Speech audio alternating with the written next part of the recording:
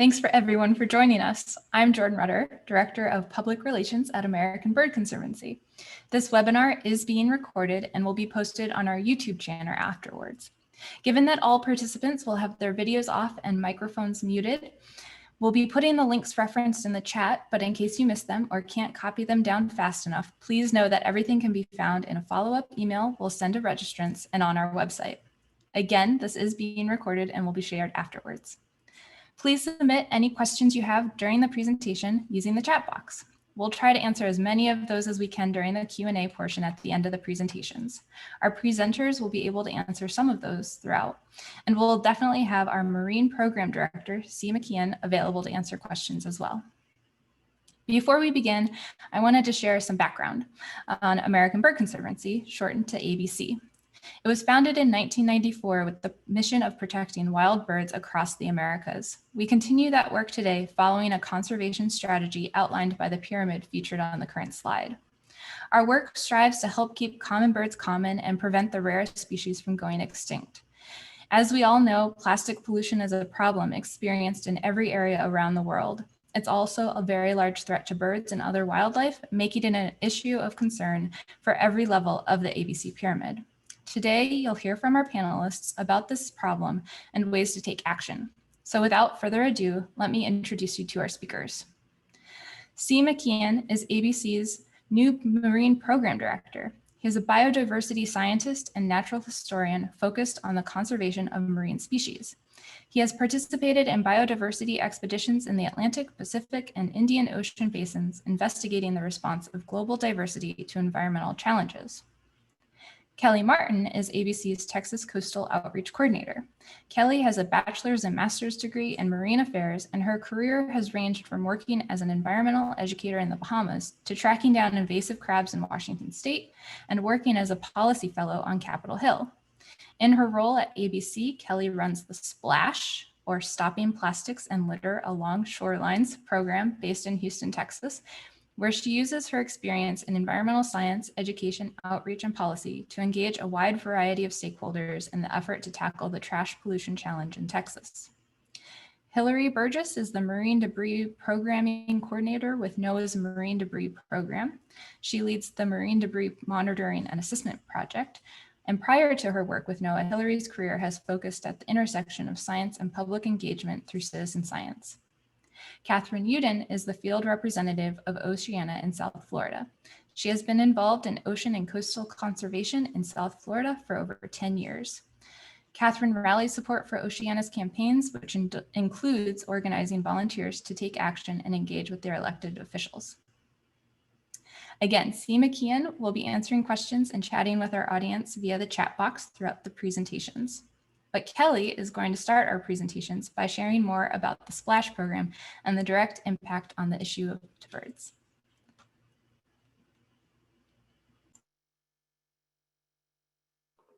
All right, thanks so much for introducing me, Jordan. Can you hear me? I'll turn on my video.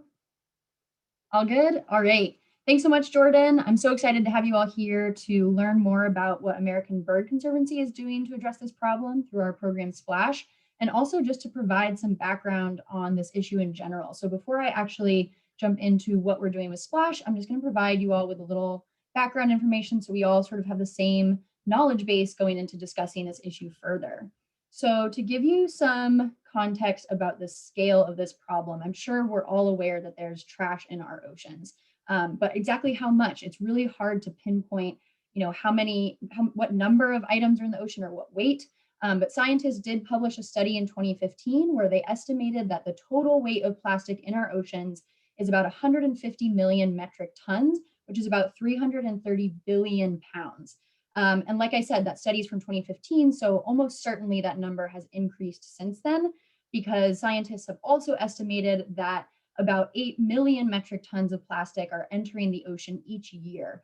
And that's a number that's pretty hard to wrap your head around. And so one sort of visual that you can use to picture what that actually looks like, 8 million metric tons is the equivalent of a garbage truck filled with plastic being dumped into the ocean every minute of the year. So there's a lot of plastic in our oceans. And all of this plastic in the ocean is what we call marine debris, which is essentially just solid man-made trash in the marine environment. So This term also does include other materials like glass and metal and paper and fabric and all the different types of trash that humans produce.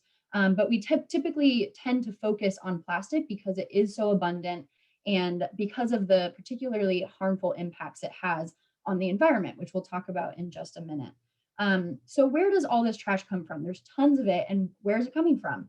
Unfortunately, 80% of all marine debris comes from land. So you might have been picturing people on the beach, littering directly into the water or the coastal marine environment, or boats dumping things over the side of their boat into the ocean. But in reality, a lot of this trash, most of this trash is coming from land. And that's primarily because of what we call watersheds. You may be familiar with this term, but I like to think of a watershed as like a bathtub. So I live in Houston, and I live in the greater Galveston Bay watershed. And so you see on this map here, all of that area that's colored in on the map of Texas is the greater Galveston Bay watershed. And it's like a bathtub where all of the water from that region flows to one single outlet, which is the Galveston Bay. That's like our drain for our watershed. And so with that water comes all of the things that flow into water, especially trash. And once that trash reaches the coast or the marine environment, it can then travel even further if it gets swept out into the ocean and picked up in currents, or what we call gyres, which are large sort of circulating systems of currents in each of the 5 major ocean basins on our planet. And these currents can move trash all across the world, hundreds, maybe even thousands of miles. And if you've heard of the Great Pacific Garbage Patch, that is what collects in the middle of these gyres. These sort of almost like whirlpools collect trash in the middle of each gyre in one giant garbage patch. So this trash that ends up in the ocean can either, collect in one of those garbage patches, or it may wash up on a coast somewhere. And what happens to all this plastic as it's floating around in the ocean? Unfortunately, it will likely never fully biodegrade. So if you think about composting, you take a banana peel or some other food waste and throw it in a compost pile. Over time, that banana peel is going to break down into sort of the component parts, carbon, water, elements that can be returned into the natural cycles of our planet. But unfortunately, with plastic, it's very unlikely it's going to encounter the conditions needed for that process to fully take place. And so in reality, it will just break down into smaller and smaller pieces over time and never fully go away. And once they get small enough, they are considered microplastics. And those are defined as plastic pieces smaller than 5 millimeters, which is about the size of a grain of rice or a sesame seed. It's pretty small. And there are a few different types of microplastics. I'm going to cover those really quickly, just because I think they're helpful in sort of understanding some of the sources of plastic in our environment. So first we have styrofoam. Of course, anyone who's used like a styrofoam container or cup knows that these sort of break apart pretty easily and break down into smaller pieces or beads of styrofoam. We also have just general plastic fragments. So like I mentioned, over time, these plastics are going to break down into smaller and smaller pieces and persist in our environment. Then we have other types of microplastics, which are called primary microplastics, that enter the environment as a microplastic. They start off very small. So those include microfibers, any clothing that we wear that's made out of a synthetic material like polyester, nylon. Those are made out of tiny fibers that are actually plastic. And so when we wash that clothing, it sheds that into the environment, into our water and into the environment. We also have microbeads. So microbeads are typically found in personal care products. Luckily, here in the US, we did pass a law a number of years ago to ban microbeads in a number of personal care products, but not necessarily all. So still keep an eye out for those because they're just plastic beads in, things that you're using on a daily basis. And then last but certainly not least, we have nurdles. So nurdles are tiny little beads of plastic that are manufactured by companies that actually produce new plastic material. And they sell these nurdles to companies who will then melt them down and turn them into larger plastic items. And these nurdles can get everywhere. The Houston Galveston region actually has a very high concentration of nurdles, unfortunately. So microplastics, because they're so small, they're so numerous, scientists have found them everywhere from our water, our table salt, the air. They are really, really everywhere. And of course, with plastic so prevalent in our environment, that's going to have an impact, both on human health, but especially on wildlife. So when we talk about the impact that all of this plastic in our environment has on wildlife, there's sort of 2 major categories that you can break it down into. The first is entanglement. So this is when an animal becomes wrapped up or entangled in some way in trash, and particularly plastic, like this oyster catcher here that got wrapped up in fishing line. And this can cause sort of two major issues. First, of course, this could prevent the bird from being able to walk, fly, forage for food, escape a predator, all the things that it needs to do on a daily basis to survive. And it can also cause injuries or infections. So that fishing line might cut into the bird's skin and cause an infection, or it may even cause it to lose a limb, which of course will then have longer term impacts on the health and survivability for that bird. And then the other major category is ingestion. And this is when an animal actually eats plastic. And this can cause a number of things. First, damage to internal organs. If you swallowed a sharp piece of hard plastic, it might cause some damage while it's going down. And then also a false sense of satiation. So birds will eat so much plastic that their stomachs will fill up and they can't digest plastic, of course. And so it just sits there and accumulates and makes them think that they're not hungry. But of course, they're not getting any nutrients from those plastics.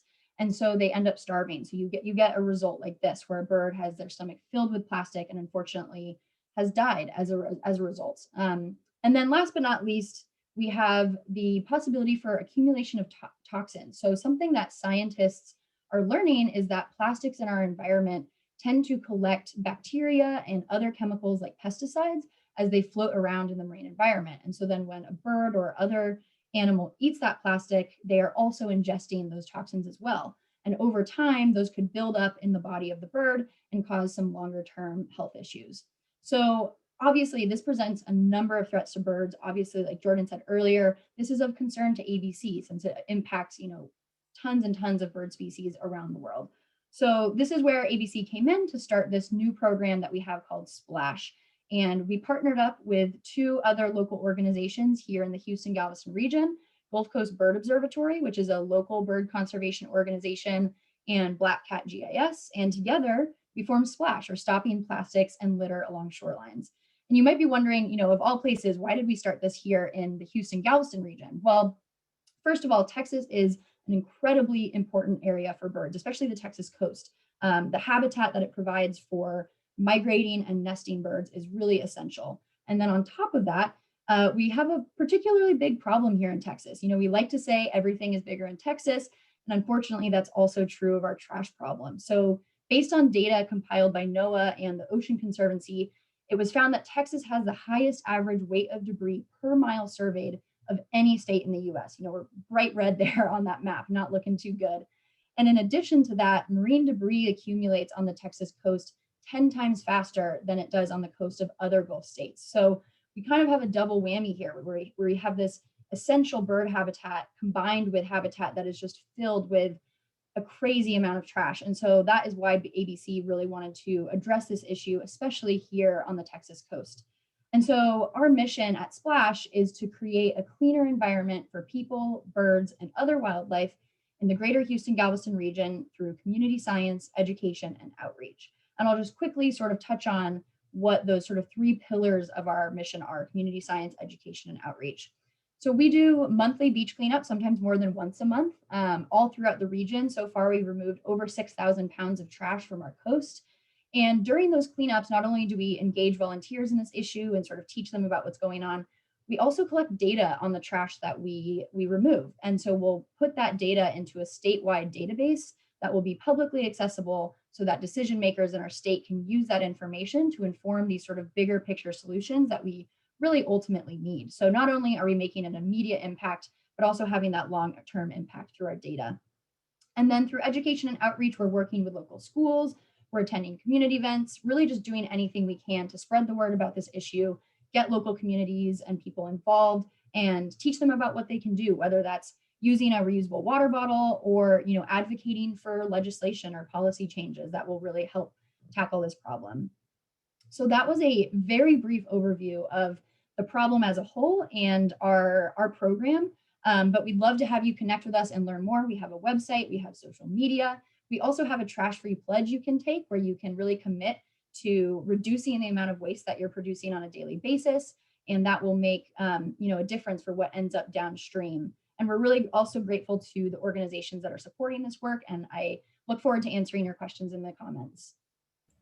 Thanks so much, Kelly. I know you definitely made us all want to get away from the computers and to the coast to pick up some trash. So we will reconnect during the Q&A. And next, we are going to hear from Hillary, who's going to share about NOAA's Marine Debris Monitoring and Assessment Project. Just bringing up the presentation here. Right, well, thank you so very much for having me. Again, my name is Hillary Burgess. I am with NOAA's Marine Debris Program, and I serve as the monitoring coordinator for the Marine Debris Monitoring and Assessment Project. So you saw the map that Kelly shared that showed that Texas was the largest accumulated marine debris at the largest rate of all the states in the United States. The data backing that finding is from this project that I'm about to share with you. But first, I wanted to introduce you to NOAA's Marine Debris Program. So we are an organization that was established in 2006 by an act of Congress and have been reauthorized through a couple of other acts. The Save Our Seas 2.0 Act is the most recent one that happened last year that you might have heard about. And so our mission and our mandate is to investigate and prevent the adverse impacts of marine debris. But we are a non-regulatory program, so we have no enforcement authority. Therefore, to get at this mission, we have a number of creative program pillars, and they include prevention, and that's mostly through education and outreach and funding of other organizations that do this kind of work, and removal projects. So we fund programs that do large-scale removals, like for lost and derelict vessels, and for smaller scale events like volunteer cleanups along beaches. We do research and emergency response to events like tsunamis or large releases of marine debris. And then most recently, we, in the last 5-year strategic plan, called out monitoring and detection specifically, underscoring their importance in informing actions within these other program pillars. So data collection is key to that long-term success for prevention and management of the issue. And we do that through the Marine Debris Monitoring and Assessment Project. It's a key tool for data collection. It's primarily a citizen or community science initiative that engages partners in conducting surveys using standardized protocols to document and understand the changes in quantity and composition of marine debris items that are larger than 2.5 centimeters. So we're not looking at those microplastics that Kelly mentioned. We're focused on things before they get that small because they're easier to see and work with. We have a number of goals in the project. The main one is to detect and document the amount and type of marine debris on shorelines, and to detect those things that differ over time or by geography. And so we essentially use it to keep the pulse on the issue. And actions can result from the data at any scale by anyone.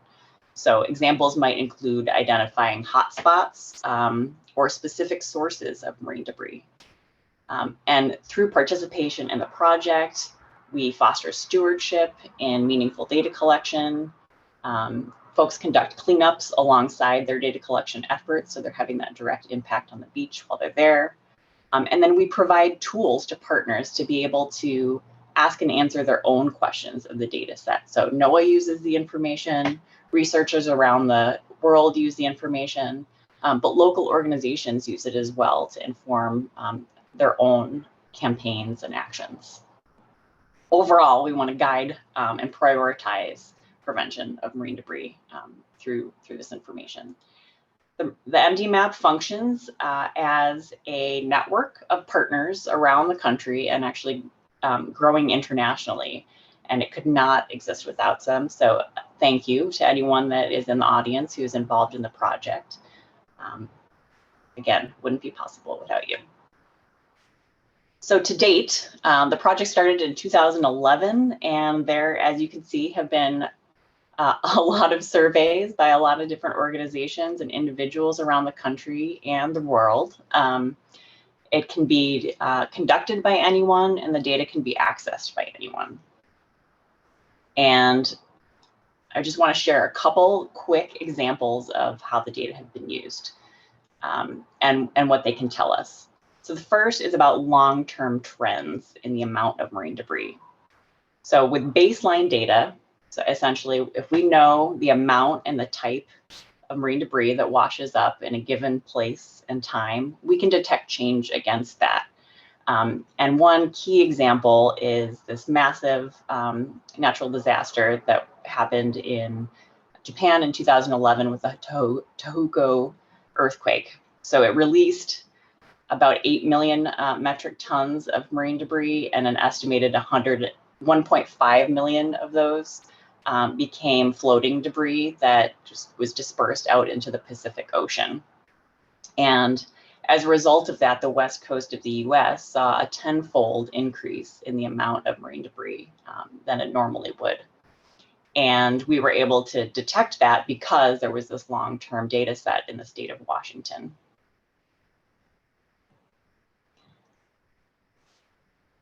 Another example at a more local level is how to use debris to inform actions. So in this case, the Greater Farallones National Marine Sanctuary, which is located around the San Francisco Bay Area, conducted MDMAP surveys over 10 years on 6 beaches and identified that shotgun wads were a top item.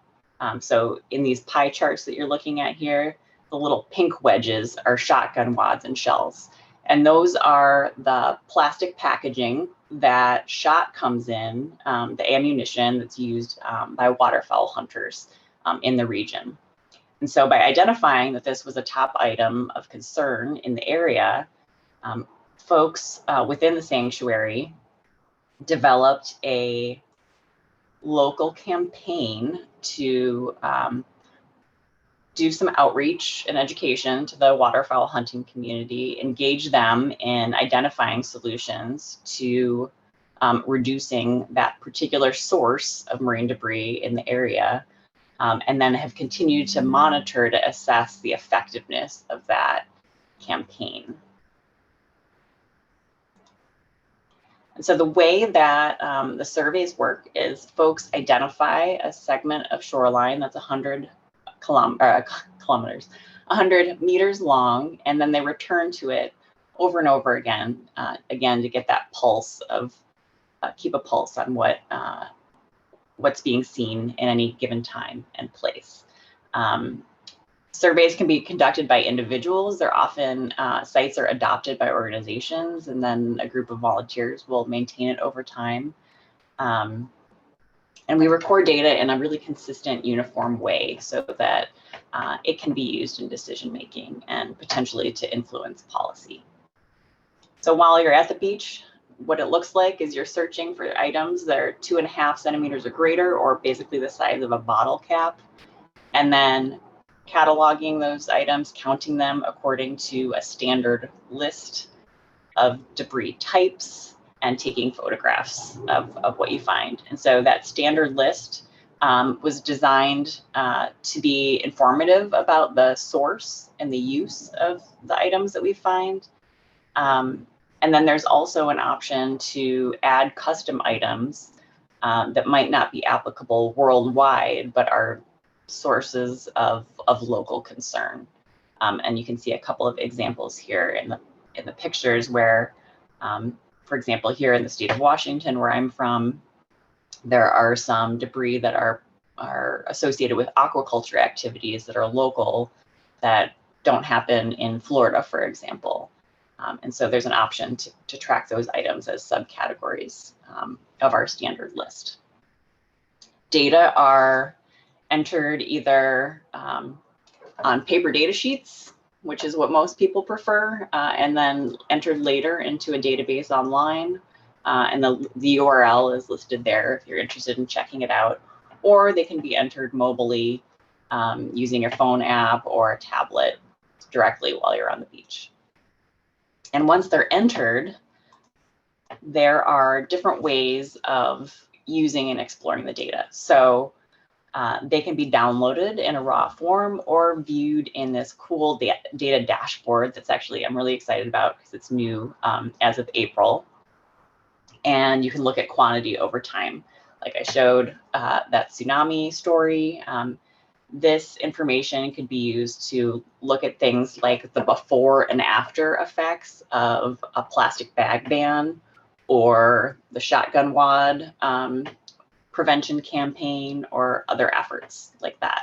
And it can be looked at for all debris that's encountered or just a single type. So you could select by plastic bags or plastic bottles and look at the trends over time. And you can look at just your site or multiple sites in aggregate and compare, say, the trends in Washington to the trends in Florida to the trends in Texas. And another way to look at the information is in terms of type. So what materials and item types make up most of what we see on a survey? This can be viewed either on a single survey, so what did I find today, or what did my group find today, as well as a single site. So what do we mostly find here in Galveston Bay at my beach, or across a selection of sites and then comparing. So does what folks see in Florida, is that the same as what's seen in Washington, or is it different, and why? Is it because of policy differences or behavior differences? And that's what can really help inspire action. So there are multiple ways to get involved in the project. You can, if you're interested, you can join a local group that is already monitoring and help them out at an active site. You can take over a formally monitored site and rejuvenate data collection there, or you can start your own by figuring out your favorite place on the beach that you like to go, picking a 100-meter segment of that, and then establishing it as a new MD map site. And if you have any questions or would like to learn more about it, please reach out to me. My email is listed here, and we have a monitoring toolbox to get started that's listed there as well. Thanks so much. Thank you, Hillary. Friendly reminder to our audience that we are recording this webinar and we'll be sending a follow-up email to registrants with reference links such as the one on the screen right now and more information too. But next, we're going to hear from Catherine about more details about plastic and the scope of the problem at large. All right, hi everyone. Thank you so much for joining this webinar. I'm really excited to be here, and thank you to the American Bird Conservancy for inviting me. Are you able to see the screen okay? We are.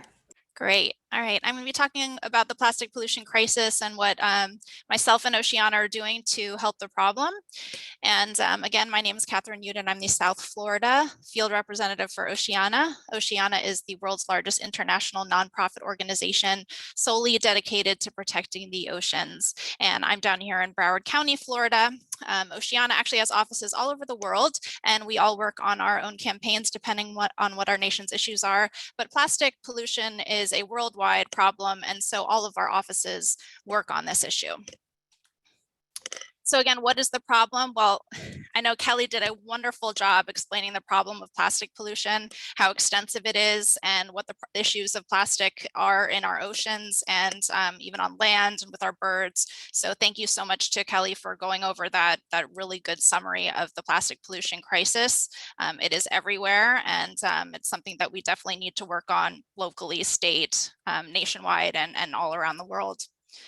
So I think it was brought up earlier that, it's not just about, when you think of ships dumping plastic into the ocean, plastic enters the ocean in many different ways, and most of it is from land-based sources. So plastic on the streets can wash down storm drains and empty into the ocean, especially here in Florida, and all of our canals are connected and empty out into the ocean. The wind and the rain can transport plastic waste from landfills to streams and rivers. And then also industrial products can be improperly disposed of or lost during transport. So sometimes even when you think you have properly disposed of your plastic, it can still enter the oceans. And once it gets into the ocean, this is different ways, things that can happen when the plastic enters the ocean. So sometimes they can float on the ocean surface. Many times they break up into smaller pieces called microplastics, which was gone over earlier in the program. Plastic photodegrades in the sun and can break up into tiny pieces. It can sink and make its way through the water column. Some are ingested by all of the animals in the ocean, include even the tiniest creatures, zooplankton and fish, and then some eventually ends up on the seafloor. And plastic has been found in the deepest, darkest places of the ocean.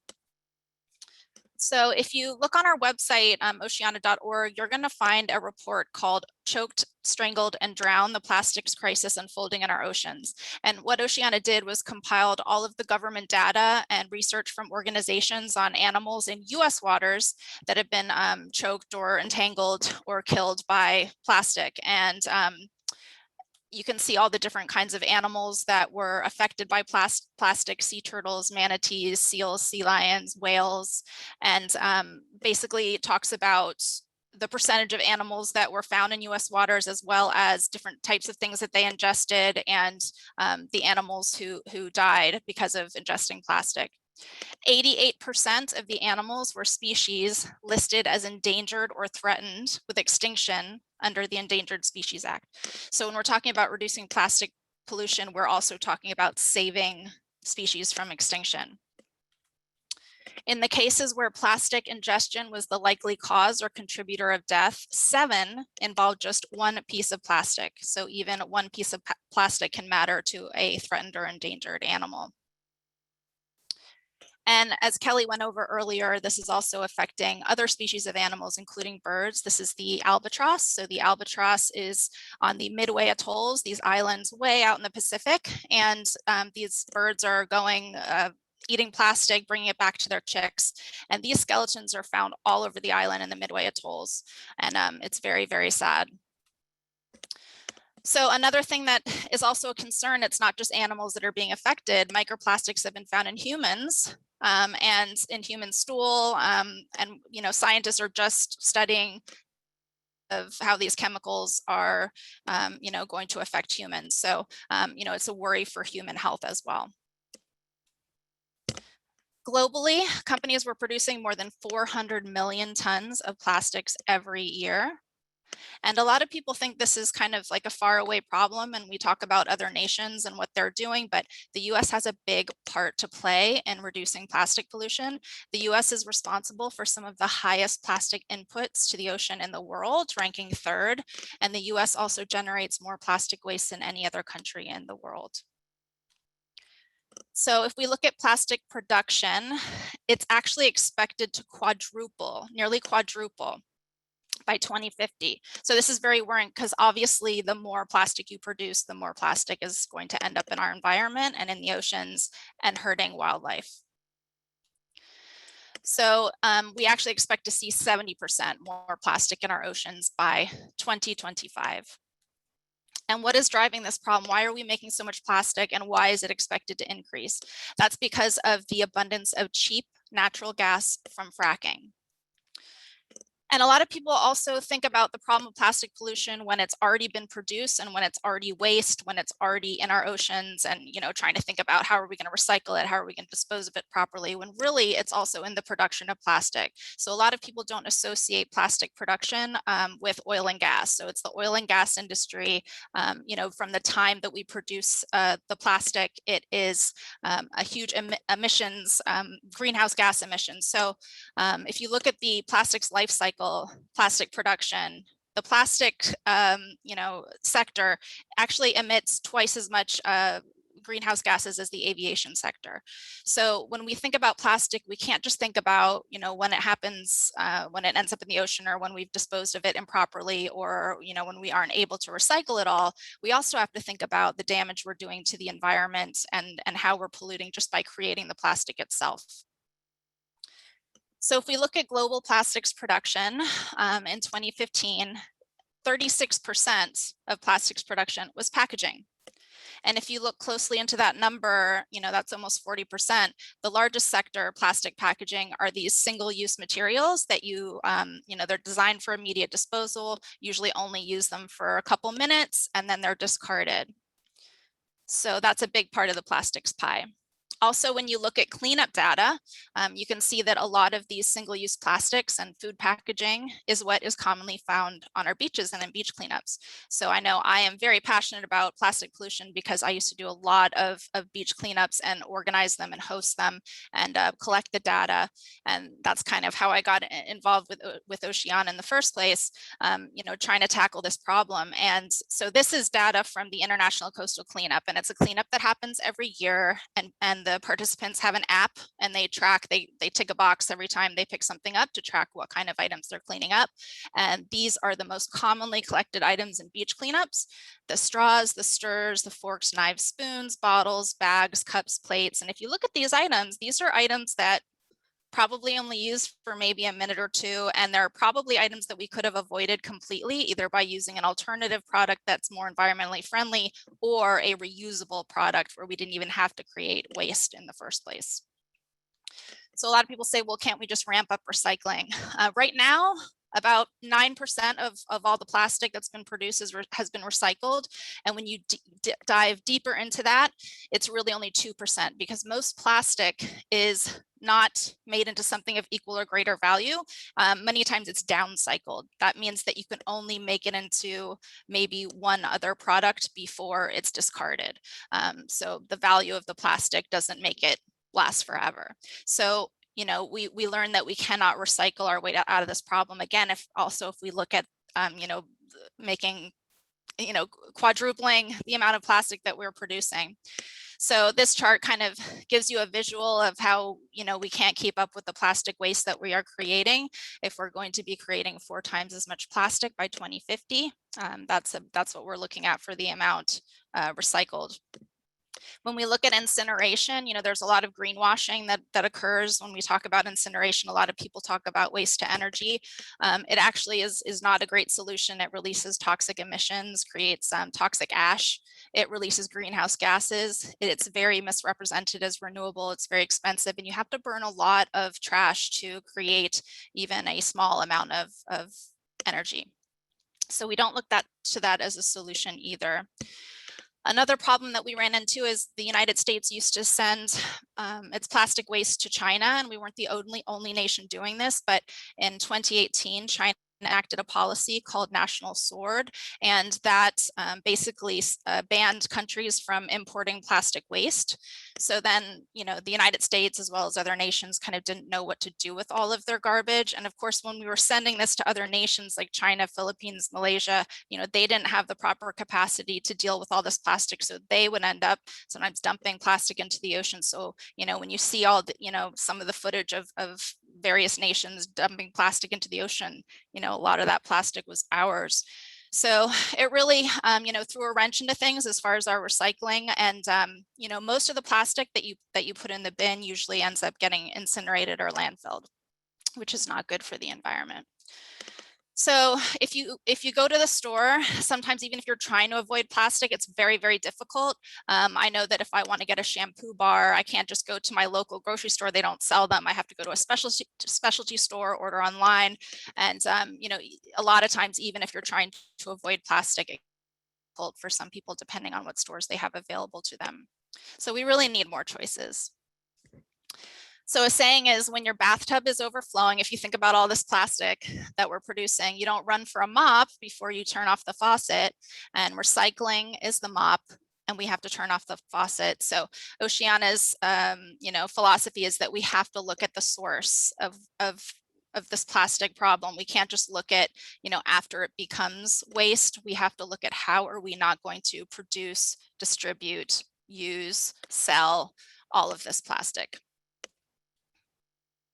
So national policies regulating single-use plastics are actually not strange in many parts of the world. I know in 2016, there was a huge increase in plastic policies in other nations. And I seem to see news stories all the time of different countries that I'm very jealous of that, have popped up with regulating single-use plastics. And I'm like, I can't wait until the United States is next. And we are working on a federal policy that would do just that, would do so many things to reduce single-use plastics. And, as we saw earlier, it's very important the United States steps up and does their part with this problem. So the bill that we are working on is called the Break Free from Plastic Pollution Act. That is a federal bill. It's Senate Bill 984 and House Bill 2238. So this would do a variety of things to phase out certain single-use plastics, make sure we're not sending them to, other nations that can't, deal with all of this plastic waste, make sure we expand reuse and refill because we want to reduce the amount of waste in general. We don't just want to reduce plastic waste, we want to reduce all waste. We want to deal with, a nationwide beverage container refund program where you get, kind of like a bottle deposit. We want to study derelict fishing gear, make sure that we are putting a temporary pause on new plastics facilities because, there are some parts of the United States, one's called Cancer Alley, it's nicknamed in Louisiana. And, these plastic production facilities are, really a social justice issue because it's polluting those neighborhoods. And, the less we produce, the more healthy these communities are going to be. So it's very important that we pass this bill. So this bill is, again, a federal bill. So you can ask your members of Congress to co-sponsor and support this bill.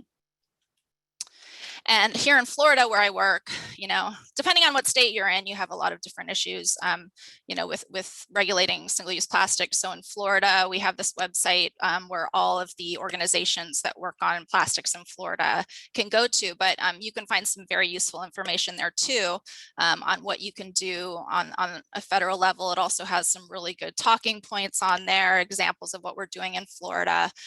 In Florida, we have these things called preemptions where we're actually banned from banning certain things.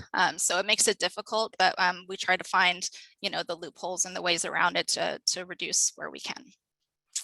So it all comes down to what future we want. We're very concerned about ocean animals, about birds, about our own human health. I'm concerned about my kids and the planet they're inheriting. And we want to make sure that we keep our planet beautiful and take care of our natural resources. So these are ways that you can get in touch with me. We have our main Oceana account, our national account, and then in our various states, we also have our social media. So feel free to reach out to me.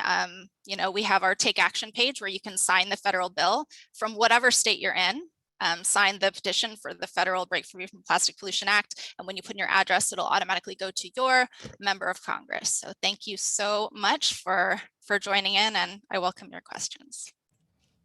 Thanks so much, Catherine. That definitely was really info-filled presentation and we appreciate it. This does conclude all of our presentations for this webinar, and we'll move on to the question and answer portion. We'll try to get as many of those questions answered as we can, but friendly reminder that we are recording this webinar and there will be a follow-up email to registrants with reference links and more information too, in case we can't answer yours directly. We're going to start with a few questions that came in during the webinar registration period, and then we'll take some of the live questions. So first up, we're going to go back to some very cute birds, as you see on the screen, and start with C. Just to focus on the birds for a little bit, can you just tell us a little bit more about plastic waste and how it affects pelagic birds, birds of the oceans? And I hear that smell is something to take note of as well. It's very true, Jordan. Smell is actually playing a big role. So thank you all for joining us. As Jordan mentioned earlier, I'm C. McKeon. I'm the new Marine Director for ABC, or the Director of the Marine Program. And with regards to pelagic birds, so when we think about pelagics, we're talking about the tube noses. So it's an ancient group of birds that rely heavily on their sense of smell to find food across the open ocean. And what do I mean by using their sense of smell? Well, if you think about your golden retriever or a T-Rex or even a bear, All of these mammals have great senses of smell, which is not something we think of frequently when it comes to birds. But this group of birds, the albatrosses, petrels, storm petrels, have an extraordinary sense of smell that can match or exceed that of those animals I just mentioned. And how do they use it? They use it to track down food sources. Now, this has been going on for millennia, right? These birds are well adapted to their environment, and they've often utilized floating debris on the surface of the ocean as a food source. What has changed is our introduction of plastics.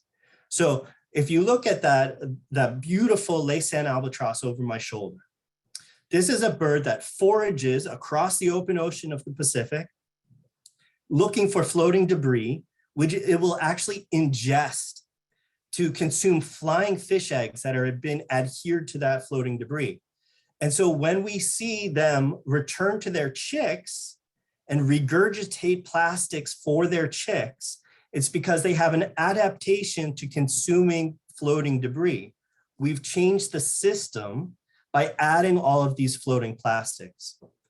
Other birds, also birds that are capable of using their sense of smell to find food, are cueing in on what we call information chemicals. So as a group of plankton is being attacked by small fishes, it releases an information chemical that the birds can detect. And so they can find the small fish in that way.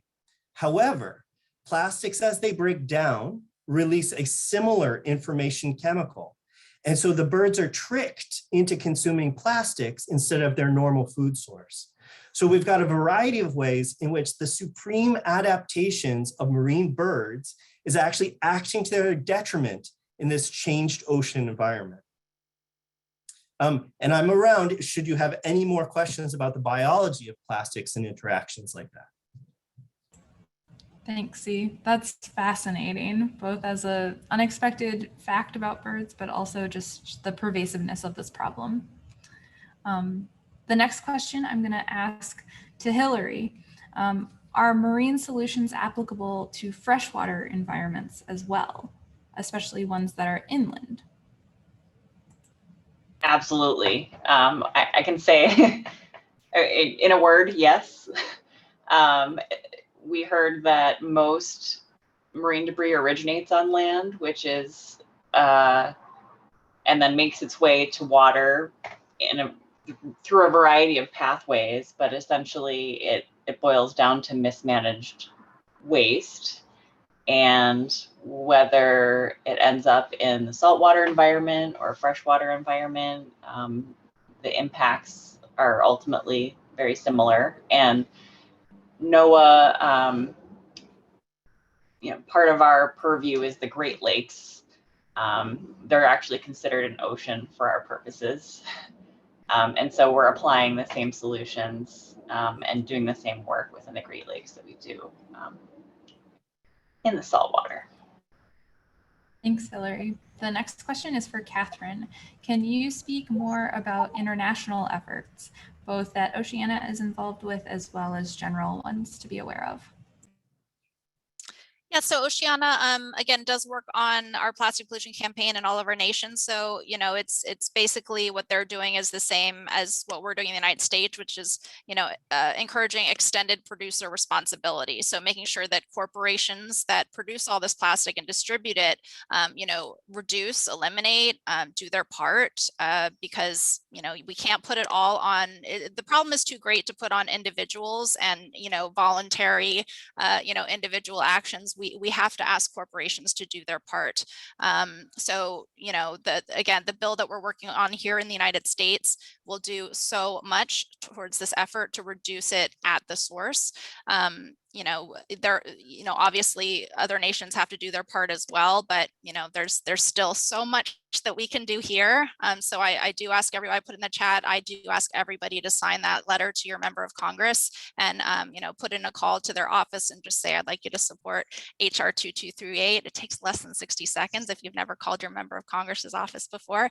And obviously the more public pressure that they get, the more that they know that you know, people care about this issue. So, you know, let's do our part here in the United States, where we're producing a lot of plastic. Thanks, Kat. The next question is for Kelly.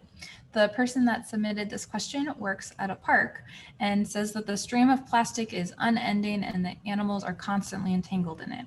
They want to offer a pop-up information table at the beach and would like advice on what a must-have flyer or other item for the program would be. They want to know what the most effective messaging is and how to convey it.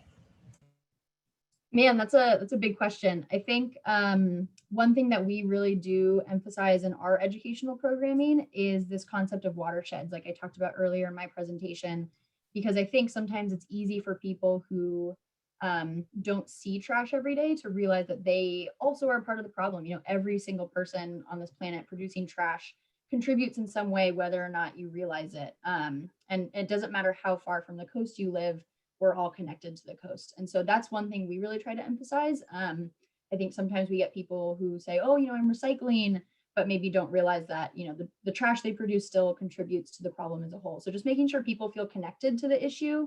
But at the same time, you know, there's a lot of research on environmental education and behavior change. And if you depress people, you're actually going to cause them to sort of shut down and not take action. So as much as you want to make them aware of the challenge and make sure they're aware of how they're connected to it, try to also include some, you know, action items and some reasons for hope, because if you only focus on the negative, you likely won't see the behavior change that you want.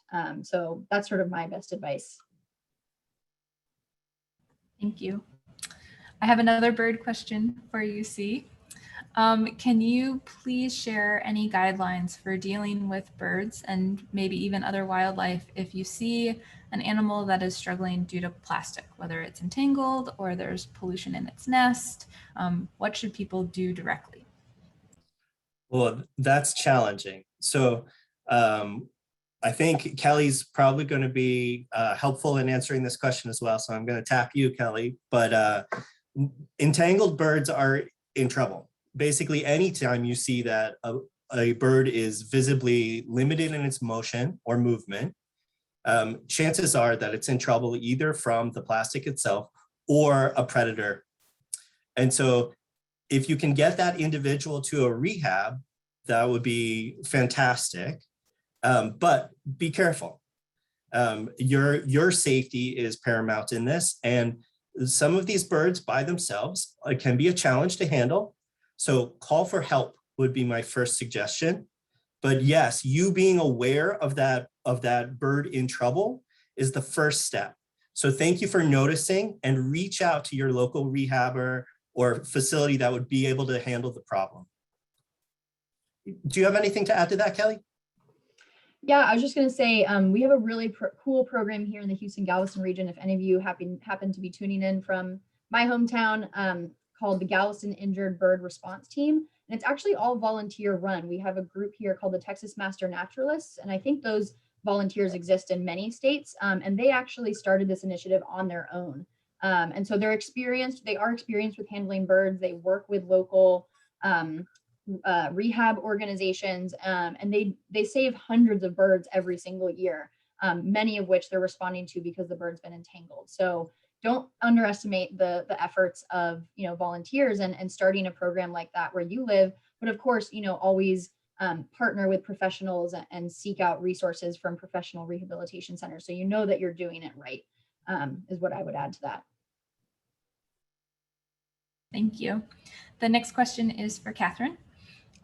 This person wrote that a recent UN International Resource Panel report says that only a worldwide legal system of plastic production regulations will help make any real change and help us.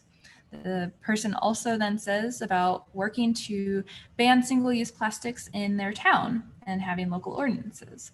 Other than the legislation that you mentioned about speaking up on, is there anything else that people can do to try to get these larger efforts across the finish line?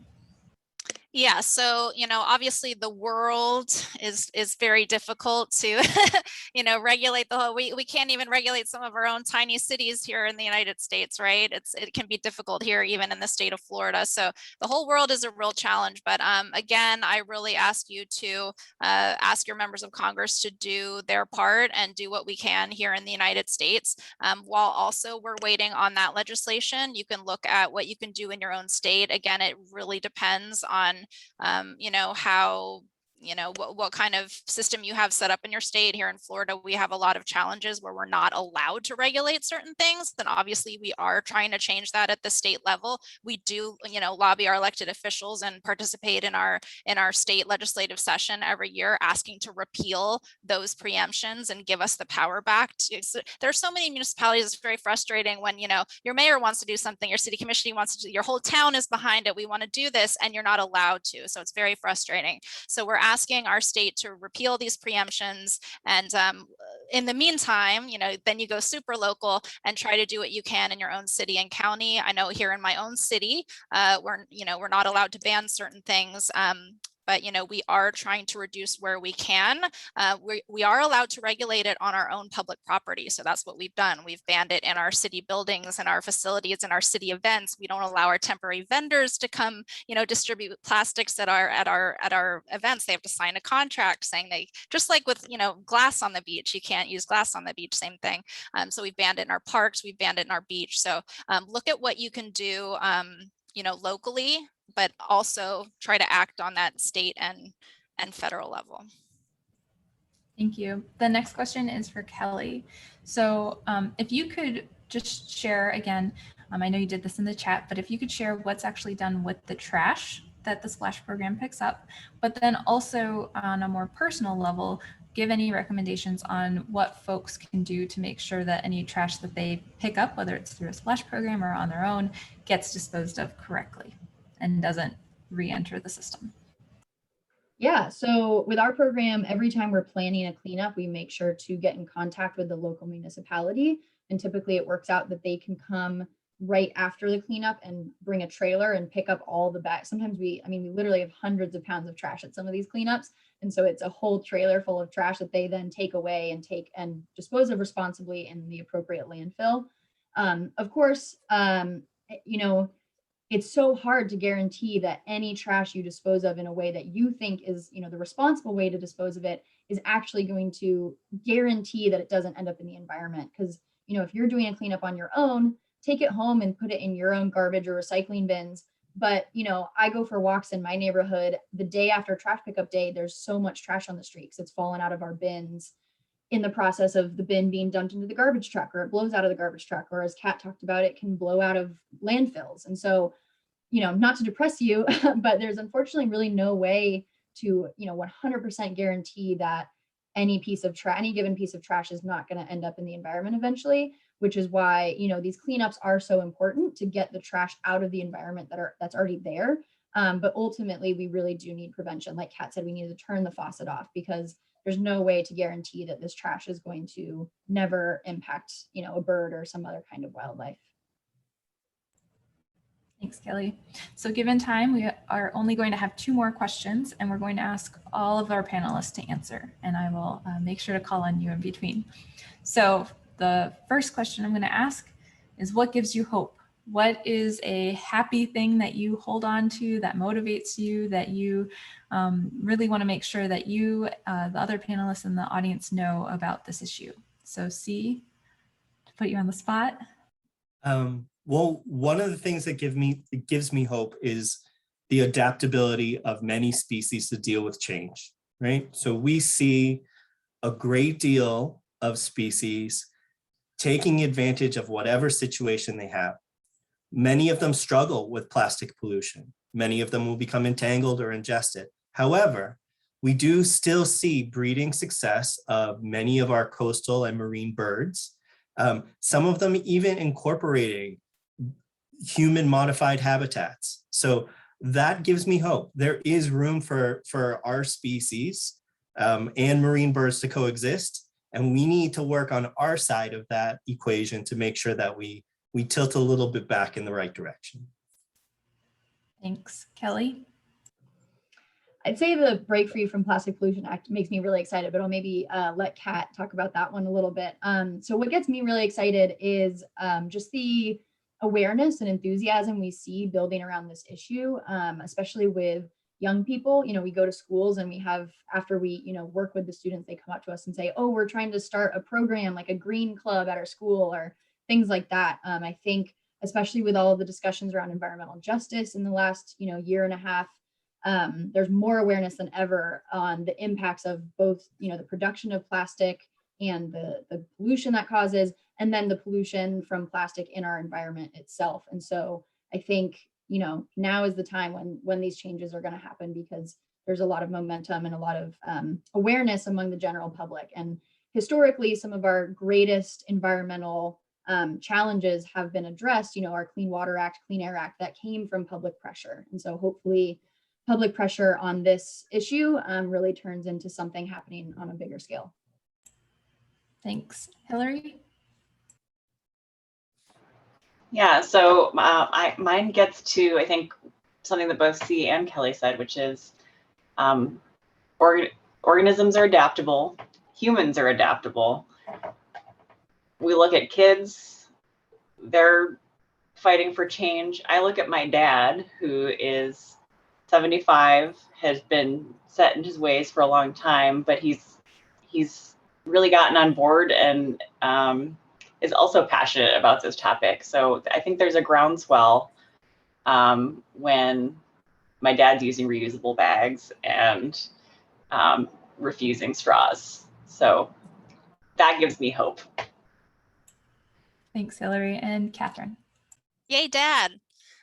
This is a great question, because sometimes it does get discouraging and frustrating when you feel like things like on the federal and state level aren't going fast enough and not making enough progress. But it's the local victories, all the little local victories that we've had, that gives me hope, and seeing change within very local communities here when we pass another local ordinance.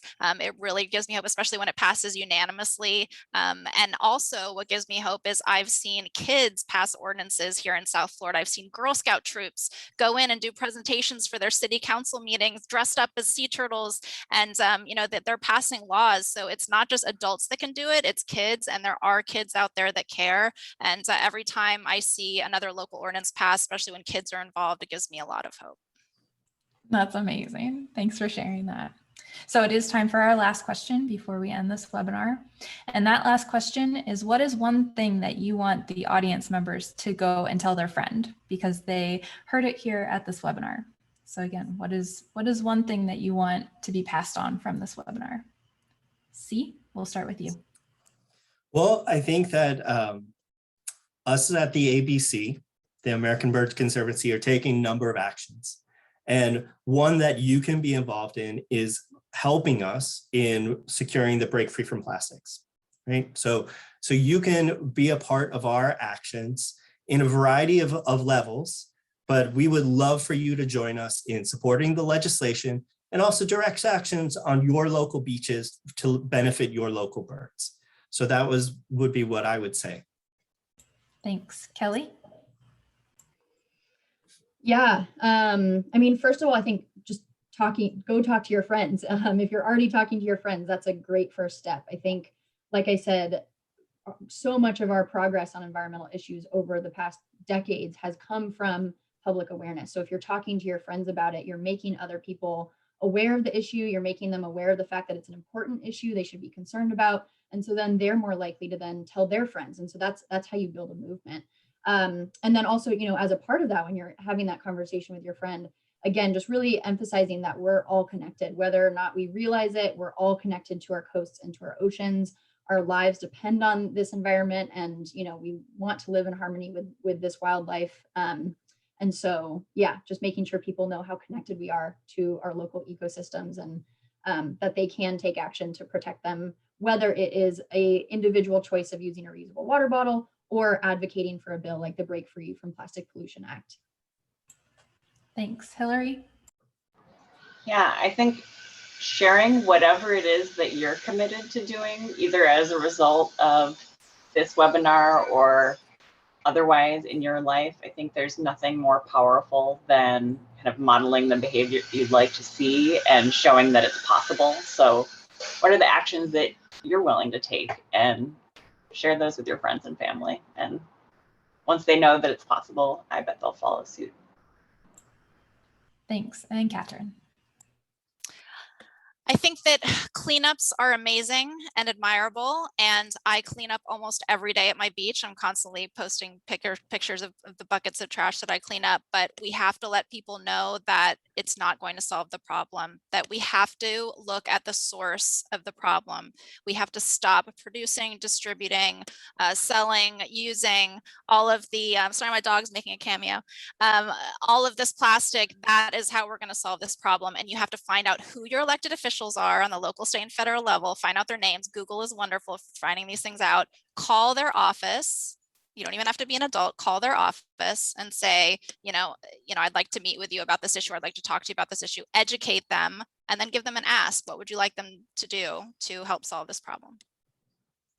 Thank you so much. And thank you to all of our panelists for presenting today. And thank you to our audience for attending. We really appreciate your engagement on this issue. But with that, we will end this webinar. And again, we will be sure to follow up, and you can check out our website for more information. Thank you all. Pick up some plastic pollution. Thank you everyone for joining, and thank you so much for having us.